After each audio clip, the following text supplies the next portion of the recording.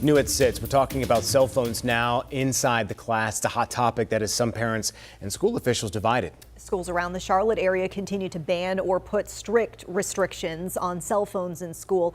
WCNC Charlotte's Shamari Morrison went to some schools today, and Shay, you saw how students and families are reacting to this news. Yeah, you know, some of the districts that this is starting in this year are CMS, Hill Schools, and Burke County Schools, and all of them have varying degrees of how strict those policies and the consequences around them are.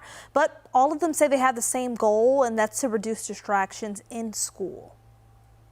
Looking around Northwestern High School, students are talking to each other, making friends, sharing jokes, all without cell phones out. What we want is when you're here to learn. After school, you can do the social stuff. We want that. We want you to engage. There's a new policy in all Rock Hill schools. No personal cell phones are allowed to be used at all, even between classes. The majority of parents are supporting us because they see even at home the distraction it causes.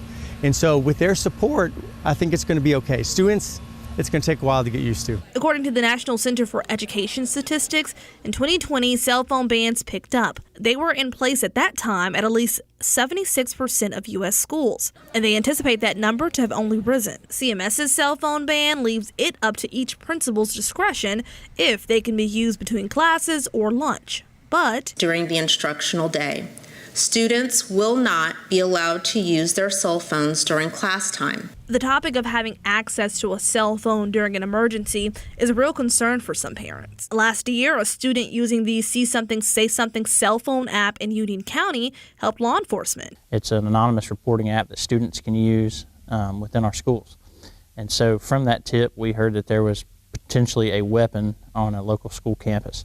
We locked the school campus down once again out of just to make sure all the kids were safe, to make sure none of the kids went outside, and we did ultimately recover a weapon. But districts who have banned cell phones say it won't impact student safety. We have safety security officers here.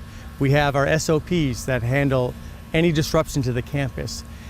So again, I know that is an argument, have it at the palm of your hand and I can push a button.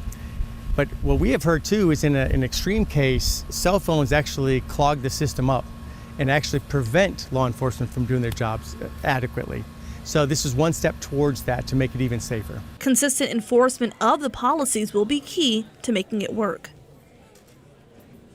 And at play is how districts discipline students for using those cell phones. They'll vary from having their phone locked away and maybe needing a parent to pick it up, but also they could get it in school suspension. Colin? Interesting stuff. All right, thanks.